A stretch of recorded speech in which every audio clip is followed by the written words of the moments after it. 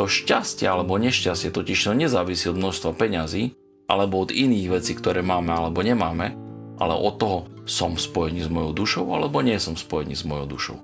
Čím viacej som spojený s nekonečnom vo vnútri seba, tým som šťastnejší a tým jednoduchšie je pre mňa udržať aj v kritickej situácii pozitívnu myseľ a tým pádom pritiahnuť veci, ktoré chcem a potrebujem.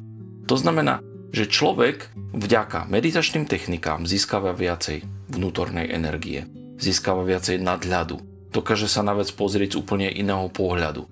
Tým, že cíti vnútornú radosť, tak samozrejme je aj príjemným spoločníkom. Samozrejme, že ľudia chcú s ním byť a radi s ním aj podpíšu zmluvu, lebo radi sa s ním stretnú znova.